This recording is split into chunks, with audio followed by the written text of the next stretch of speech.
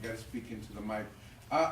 When I was picked as poet laureate, I wrote a poem, a love poem for Los Angeles, that the mayor or nobody had seen. So, and I know some of you don't love Los Angeles, so please bear with me.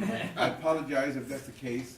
But being that I'm an LA guy, I felt, and also being poet laureate of LA, I felt it's important. One of the things you should know is that what I'm going to be doing most recently is I'm going to be speaking at the Hammer Museum on endangered languages, because it isn't just about poetry and English. It's about all these languages, especially indigenous languages around the world.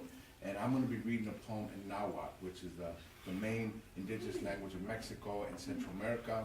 So just to get people to appreciate languages that aren't English and that aren't Spanish and aren't just the big languages, but all over the world that are being destroyed. So this is my love poem to Los Angeles. And if anybody knows Jack Hirschman in San Francisco, it's kind of like a nod to him. He has this really amazing, much shorter poem, a love poem to New York.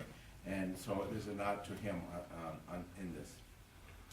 To say I love Los Angeles is to say I love its shadows and night lights, its meandering streets, the stretch of sunset-colored beaches. It's to say I love the squawking wild parrots, the palm trees that fail to topple in robust winds, that within a half hour of LA's center you can cavort in snow, deserts, mountains, beaches.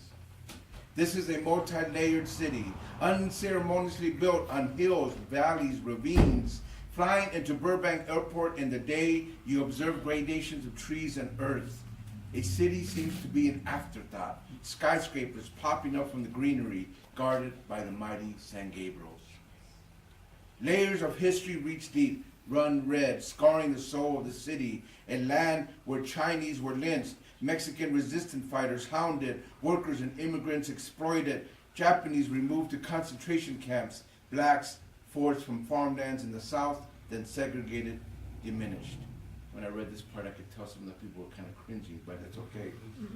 Here also are blessed native lands, where first people like the Tantavian and Tongva bonded with nature's gifts, people of peace, deep stature, loving hands. Yet for all my love, I also abhor the poison time.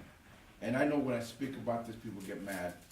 Starting with the Spanish settlers, the missions, where 80% of natives who lived and worked in them died, to the ruthless murder of Indians during and after the gold rush, the worst slaughter of tribes in the country. You all know where I stand on Junipero Cerro's so-called sainthood. From all manners of uprisings, a city of acceptance began to emerge. This is Riot City after all. More civil disturbances in Los Angeles in the past 100 years than any other city. To truly love LA, you have to see it with different eyes. Askew, perhaps, beyond the fantasy-induced Hollywood spectacles. The city is also known for the most violent street gangs, the largest Skid Row, the greatest number of poor. Yet, I loved LA even during heroin-induced nods, or running down rain-soaked alleys, or getting shot at. Even when I slept in abandoned cars alongside the concrete river, and during all-night movie showings in downtown Art Deco theaters.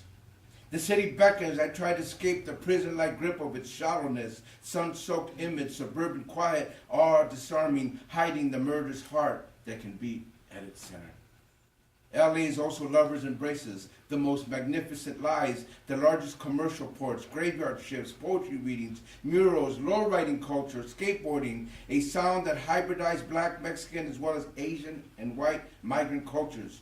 You wouldn't have musicians like Richie Valens, The Doors, Ward, Los Lobos, Charles Wright and the Watts 103rd Street Rhythm Band, Hiroshima, Motley Crue, NWA, or Quetzal without Los Angeles. Or John Fontes, Chester Himes, Charles Bukowski, Maricela Norte, and Wanda Coleman as its jester poets. I love LA. I can't forget its smells. I love to make love in LA.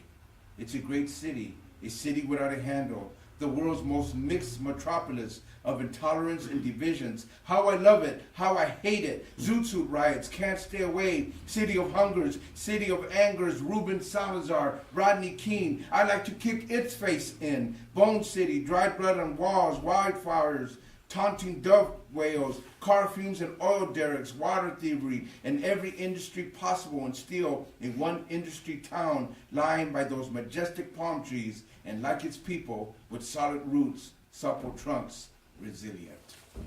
So,